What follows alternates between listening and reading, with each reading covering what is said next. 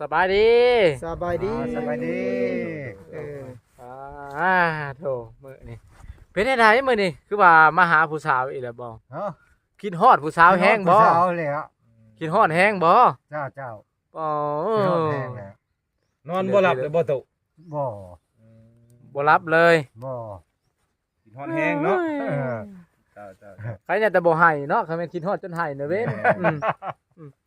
อันนี้พอคิดฮอดซื่อๆอันนี้คิดฮอดจนว่ามาหาอันนี้นะบ่เป็นจังไดแม่ตู่ สิอดเอาเนาะ ตู้ ฮอดมือก็ค่อยมาบัดว่า เดี๋ยว เอาแหละสอง เป็นจังไดดีใจบ่ผู้บ่าวมาหานี่ ก็ดีใจแล้วเนาะออกบ่าวแล้ว เอ้ เป็นจังไดผู้บ่าวน่ะ คู่นี่หวานแวว เป็นจังได เด้อ เจ้า คู่นี่ ก็มักกันเนาะชื่ออะไร รู้สึกมักกันแม่นบ่ ดีใจบ่แม่นบ่ ดีใจ ว่าวมาหาเนาะ แม่ โดย โถตู่เฮาก็ได้บ่ตู่คือแต่งตัวหล่อแท้มื้อนี่ จังหวะ คือมาใส่ดาวคักแน่แท้ มาหาผู้สาวเนาะ ก็บ่รอบ่ได้แล้วอ่ะ อืม มันคนบ่รอแต่เก่า ถามผู้สาวมาดูกินข้าวกับหยังถามเพิ่นดู กินข้าวกับหยังมื้อนี้ กินข้าว กินข้าวกับยังผู้ ทั่ว สาว แกงปลาแกงปลาเด้ แกงปลา แกงป่า หลานนั่น กินข้าวกับแกงปลา ก็พ่อจงไว้เด้คนหนึงเด้ ไป ว่า สิหูเนาะ คนหนึงเด้ว่าสิมากินแกงป่าเจ้า ไปสิหูจะสิมาเนาะ คิดว่าสิได้กินอาหารแซ่บนำเนาะ มีโทรศัพท์ไปสิหูเนาะ แบบจงทองมากินข้าวอยู่พี่ว่าตุ เจ้าเจ้า โอ้โด แม่ ย นแหละ ข้าวกันหนึ่งหน่อย อ่า ประจักษ์ อืม แสดงว่าตู้มีอันนี้อยากมาสะพายเอื้อยเหี่ยวแบบว่าโตจริงรถนะ เจ้า บ่บอกอีกสิมาเนี่ยนะ แม่น เออ ฉันมีโทรศัพท์คือชาวแพงยังใครแล้วเนาะ แม่น อันนี้ว่ามีโทรศัพท์โทรใช้เนาะ โดย มันคิดบอกคือกูออกมาให้มันนายำ โทรศัพท์แพงนั่นแหละเด้อย ำเวียกยำให้ยำนาบ่มีเวลา มาอยู่เพิ่น เจ้า ยังบ่ได้มา ลืมอยู่เพิ่นเลย ลืม ลืมบักทั่วซ้ำ ลืมทั่วปะอยู่เพิ่นจ้ะ เจ้าย่างไปเอาบัดผู้บ่าวเอามาให้แล้วอยู่ป่าอ้อย พุ่ พุ่น นเนาะ บ่ ฮะ ไปน้ำหมาผู้สาวไปเลี้ยงงัวนะอยู่ป่าอ้อยนั่น เจ้า คอยนอนพุ่นคอยหันนอนอยู่พุ่นนะ โอ้ แม่ ก่อนแล้วยันตุก ข้าว ไปมา ชุ่ม บ่ เขาว่า มีข้าวซุ้มคูเมอร์ มาชุ่มกับชาวแพง อ๋อ มานอน คำแม่นว่าอันตู้มีลอยมาหาอยู่เฮือนนี่ก็บ่เห็นซ้ำแม่นบ่ เว้นแล้ว โอ้ยคงบ่จักเนาะเขาโทรกับฮู้จักเลย อ๋อ เนาะ มันเพิ่งเทื่อผัดจากลอยมากลางคืนน่ะเด้จ้ะ เอออื มมันหนาวมันยังมันอดบ่ได้เนาะตู้เนาะ ชวแพงพุ่เลยเนาะ ผู้นี้บางนัดเน่าเนาะ แม่นแหละเออ เอฟซีหลายคนว่าเป็นอะไรคือผู้ชนตูมีไปหาผู้สาวอีกบ่เพิ่นว่า อ่า อืมเพิ่นว่าอยากให้เจ้ามาหากันเพิ่นเสียได้ คู่นี้คือว่ามวนเป็นตาหัวแท้เขาว่า อืม ว่าคู่นี้ตลกคัก สิสมหวังกันอยู่บ่เนาะคู่นี่เนาะ ป็ไรว่า บ่ตู้มี ฮะ หักจริงบ่หรือว่าเนี่ยไรอันนี้อันใดออกจากใจเลยแม่นบ่ จริงเต็มร้อยโลด ยันว่าหลอก FC หยังเพิ่นหั่นน่ะ หลอกให้แม่ใหญ่เหี่ยวอก อื หัก ม อืม บ่ได้ตัวแม่ตู้ฮะเด้แม่นใหญ่เหี่ยวฮะเด้ บ่ได้ต้มดอก โอ้ ดี ไป ท่านว่ามักแล้วมักอหลีจังได้ก็ยังได้อีหลี โอ้ อ่า จริงบ่ จริงใจคัก ก็จริงใจ เต็มร้อยโลด ยันแต่เจ้าและตัว อ่า บ่ได้ สั้น ตัว คอย คอยให้กระเตกแล้ว จะ บ่ สั้น มีภัยเนาะ ท่านคอยบ่มาดอก เขาคือเวียกเรา เออ ดีขัดหมาก จะป้าหันเวียก เขา เอง ไกลกันเจ้าว่า ถูก จัก ค่อยสิได้ผัวบัดนี้ล่ะ โอ้เขาเจ้าเอามันก็ได้ เจ้าได้ผัวคนก็ได้เมียแล้วติ คักปันเนี่ย เอาแล้วเนาะหมักกันนี่นะจะหมักแล้วล่ะ อ่า ชื่อว่าสั แม่นไม่ใหญ่ความเจ้าหั่นแหละคันมักกันก็เอากันเนาะเห็นไหม อืม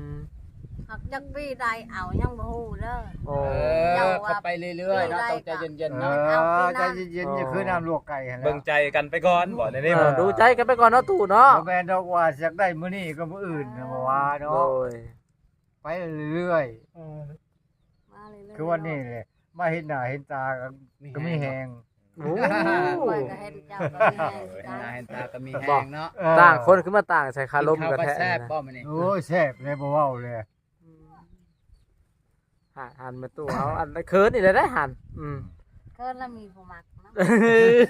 จะเกินบ่เกินเลยแม่ตู่จนลืมฮอดอันนั้นของขวัญของฝากเนาะแม่ตู่เนาะ แม่แต่เก่าว่ามีคนมักอันนี้มีคนรอมักเกินแล้วเนาะ นี่คืนแล้วเราอะ เอามังโมมา มีก็ พา เกินเด้บาดนี่เนาะตรงนี้เนาะ ครบผู้ใด แล้วก็เฮ็ด บ่หล่อชำนี้ดอกอันนี้หล่ออันนี้ โอ้ย ถึงสิแปลกคักเลยบ่ ค่ะ หล่อบ่ได้จะไปเบิ่งก็บ่ได้หล่อบ่ได้บ่ บ่หน้าตากระจุกดีเนาะ โอ้ยโอ้เป็นตู้ดีว่าเสน่ห์ใช่ตูมีแล้วเมื่อบ่ได้แล้วบัดนี้นั่น มันก็บ่คือผู้บ่าวเก่าแล้วแล้วอ่ะ เก่าค่อยว้าวลูกถ่ายฮะว้าวเถอะ เป็นจังได๋ คันค่อยมักเราหันเราไปบ่ได้ดอกทางนั้นค่อยบ่ได้มักเราจริง บ่แม่ตู่ไปคุยกับผู้บ่าวใหม่ไปนะผู้บ่าวเก่าเพิ่นสิบ่ว่าหยังบ่เลย จังว่าอันนั้นแหละจังว่า น่ะว่าได้ไร เขาก็ยังสนใจอยู่นั่นแหละจังว่า ยังคล่องใจผู้บ่าวเก่าเพิ่นอยาก เอ ได้ อ บ่ จังว่าพังมัดพังไพ่ไปอยู่นะ มาคิดได้ในนั้นก็บ่ได้คิดได้คิดยานละ โยเนาะมาผ่านความสุขหมู่เนาะมันก็บ่ขักแม่ ผ่าน เนาะ ความฮักคนไทยเนาะ อืม ความฮักกำลังเข้ามา จ้า ผ่านก็ค่อยบ่ได้มักเราเนาะ อ๋อ มาแต่ผ่าน เออ แต่มันก็อยู่นำที่ว่าเราบ่มักนี่แหละเนาะ จ้า ประตูก็เลยมีวางแน่เนาะประตูเนาะ ค่อยก็ว่า ได้ มัก คือ ผู้ ว่า นี้แล้วเราสิบ้านได้ไรเราเว้าได้ เอ้ยตู้เอาก็จะหมดแนวเว้าเนาะตู้เนาะ จ้า จนบ่มีแนวเว้าซ้ำเพราะว่ามีหยังก็เกิดขึ้นก็แม่นเจ้าสิหับเองแม่นบ่กันว่าตู้พายเรามาให้ตู้มีนี่นะโอ้ย เองนะ นี่ เจ้า ให้ละมาหลดชำไหนบ่ยานแล้ว นี่ ช่วงว่าตู้พายแบกไมคอนมาหาตู้มีจะใช่ว่าจัง ให้ ได๋ ละดึงรถแทนหลับแกงเอาดึงรถ เออย านก็เฮ็ดให้ยานมาจากนี่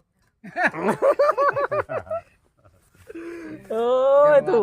เป็นอะไรตู้ดีใจบ่ผู้สาวออกหับหมดได้ทุกอย่างได้เพิ่นว่า ดีใจขนาด อืม คบผู้นี้แล้วก็มักผู้นี้แล้ววะ โอ้ ผู้นี้เปลี่ยนใจอย่างเองเนาะ โดย คะแนนบ่ ถ้าคันมีผู้บ่าวใหม่ เขาได้ รอ บ่ คน มัก นี้ มันบ่คะแนนบ่มักโอ้ยเฮาได้สิมานั่งเลี้ยงแบบนี้ ยา ดิ เลยเนาะคันเราบ่เลิกก็มักอยู่นี่แหละเนาะ บ่สมมุติว่ามีผู้ใหม่มาแซงกันนะเฮ้ย